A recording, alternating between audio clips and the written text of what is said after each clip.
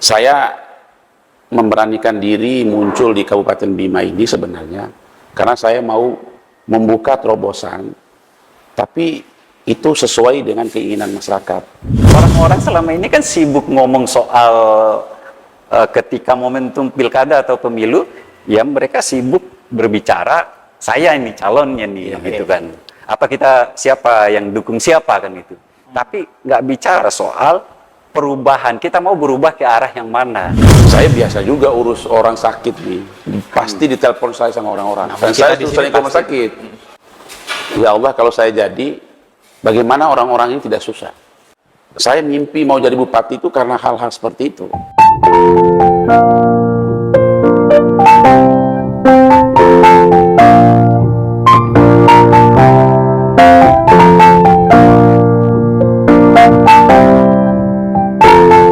Seru ya, kita mau framing Bima dari isu kekinian dan bagaimana kita ingin lihat Bima di masa depan. Saya tidak sendiri, saya bersama dengan Bang Effendi, calon Bupati Bima. Bang, selamat datang di podcast Bicara Santai, Bang. Terima kasih. Wih, di saya kalau megang tangannya Bang Effendi ini kayak megang tangannya Prabowo. Prabowo juga nih. Saya nggak cuma berdua nih, ditemanin juga sama Bung Kobel. Kalau sama Bung Kobel udah biasa di podcast ini ya. Kita mau coba lihat isu Bima dari perspektifnya Bung Kobel. Bang Kobel, selamat datang di podcast Bicara Santai, Bang. Selamat datang. Saya agak beda. Saya agak beda, Bang. Kalau sama Bang Kobel gini, tepakan tangan. Tandanya ini perlawanan, perjuangan. Iya. Kalau sama saya, Kalau sama calon pejabat kita harus debat tangan. Iya. Siapa tahu serpihan-serpihan itu kita dapat gitu. Iya juga tuh.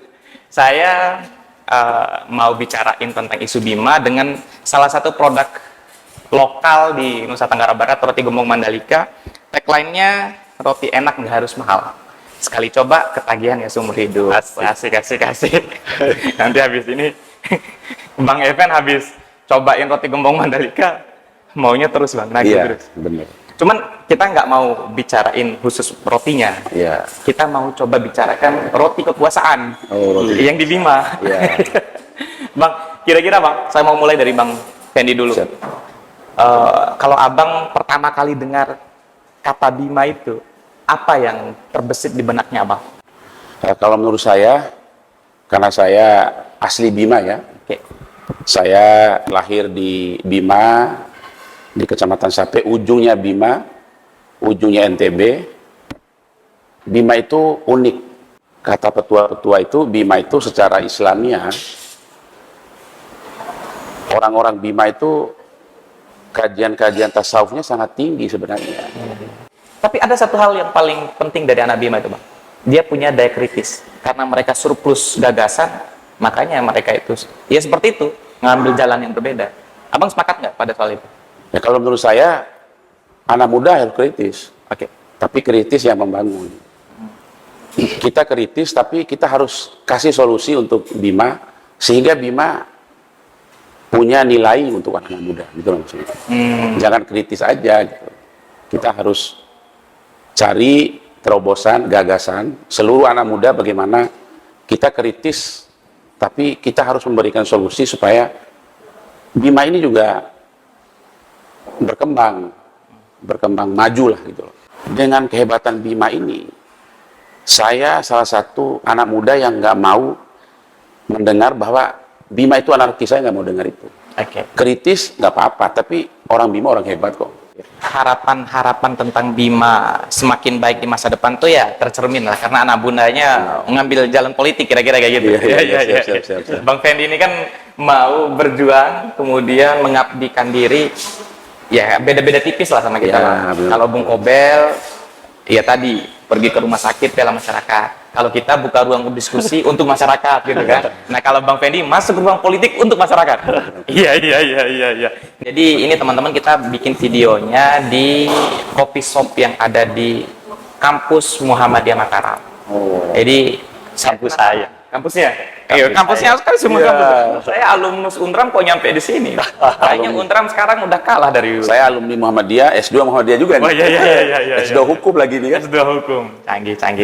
Nah, cuman Bang Kobel, tadi Bang Fendi tadi udah kupas sedikit pandangannya tentang Bima.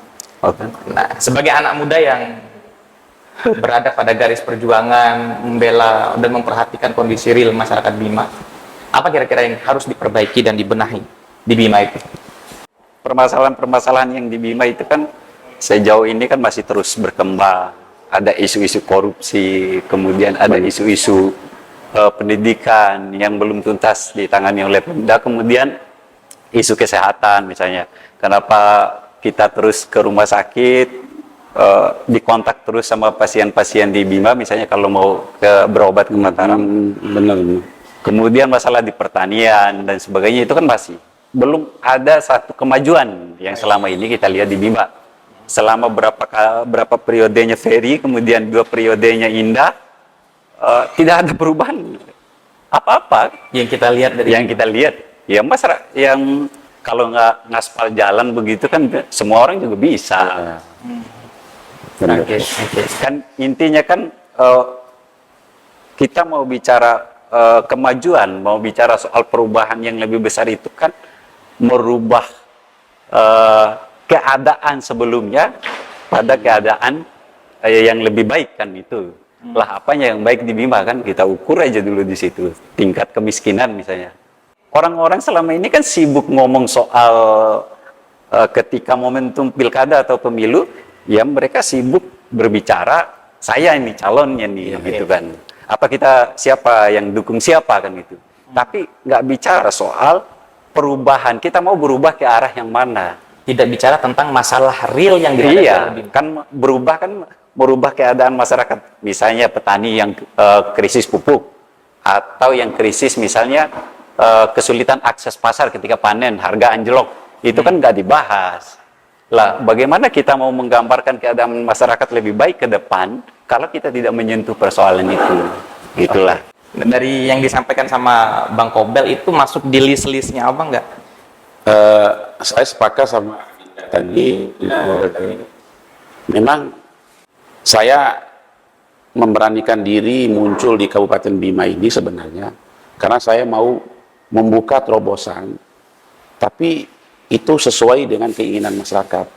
Pemimpin itu tugasnya kerja mensejahterakan orang. Baik. Kalau orang masih lapar, masih tidak sejahtera, ya nggak bisa. Sejahtera itu banyak elemennya, sejahtera itu. Seperti Adinda bilang, saya biasa juga urus orang sakit nih. Pasti ditelepon saya sama orang-orang. Dan saya tuh sering ke rumah sakit. Saya udah mimpi, dan saya udah diskusi. Ya Allah, kalau saya jadi, bagaimana orang-orang ini tidak susah? Oke.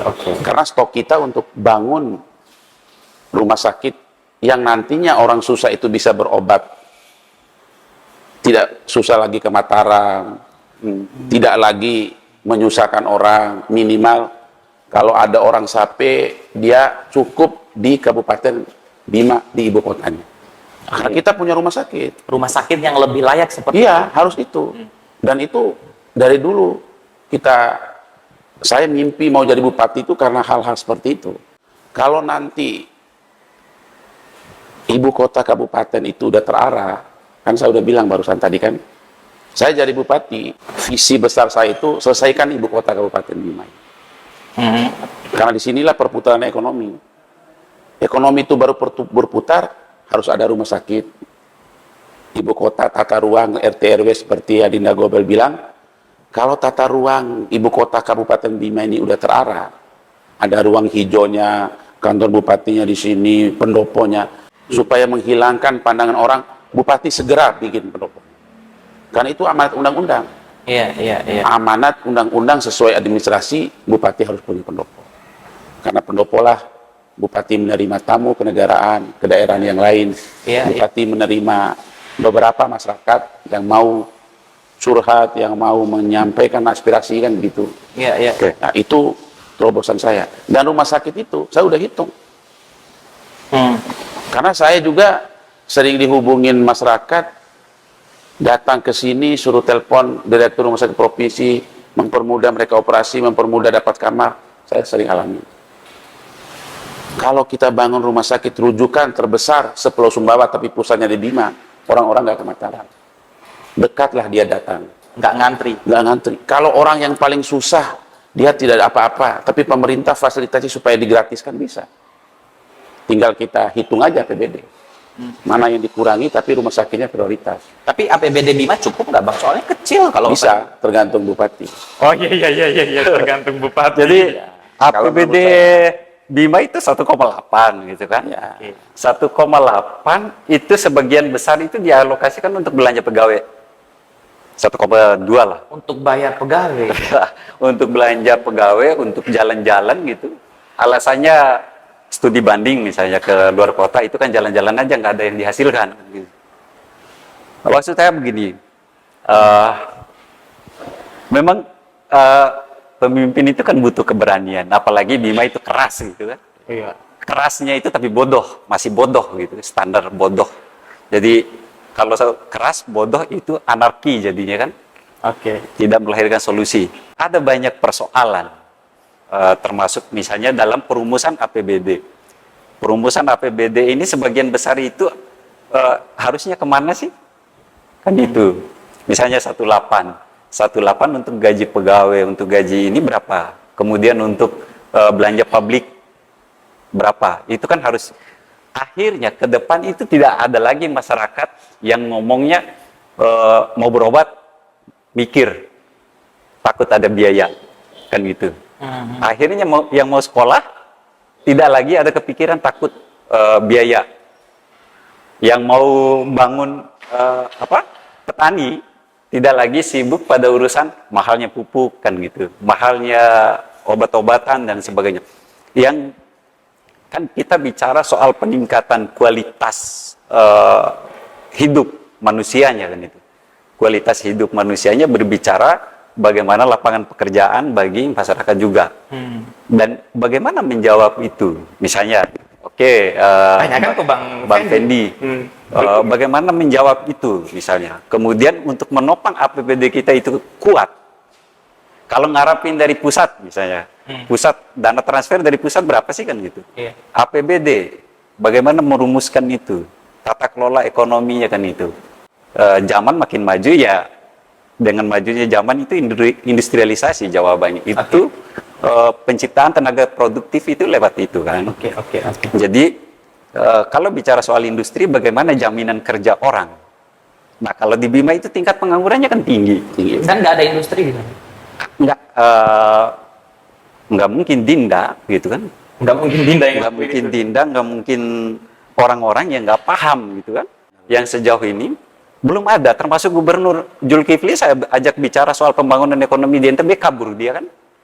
Zulkifli.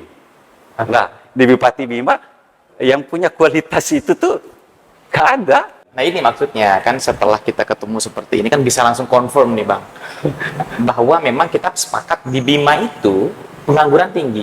Orang kalau mau tenggelam jerami pun ditarik. Kalau orang udah lapar ya anarki tadi gitu.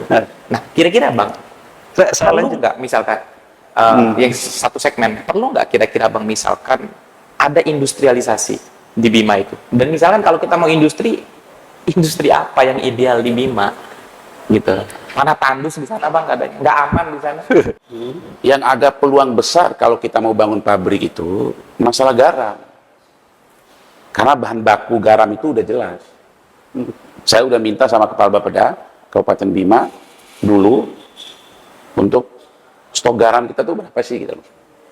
Kalau mau bangun pabrik kita cari teknologinya dulu, dari garam lokal ini menjadi garam industri supaya pasarnya, kalau bahan bakunya dan lahannya bagus itu bisa se-Indonesia Timur, tapi pusatnya di Bima.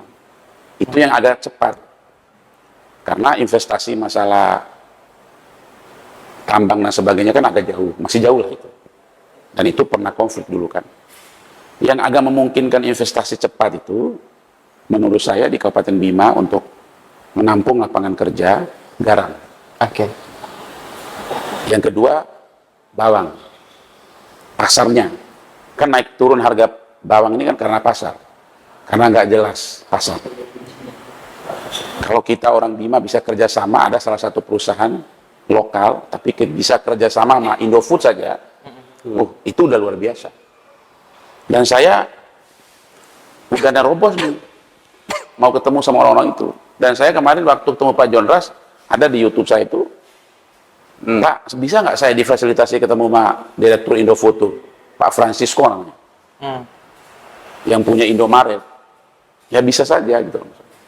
Ya itu yang saya lakukan supaya nanti kalau saya jadi bupati, saya udah ada backingan nih, udah ada apa namanya, bukan backingan ya, udah ada yang nantinya jadi saya udah bisa join partner namanya. Iya. Karena kalau mau investasi kita harus B2B namanya kalau bicara bisnis ya. Benar. Nah, B2B. Itu yang agak lebih cepat mungkin. Yang kedua jagung.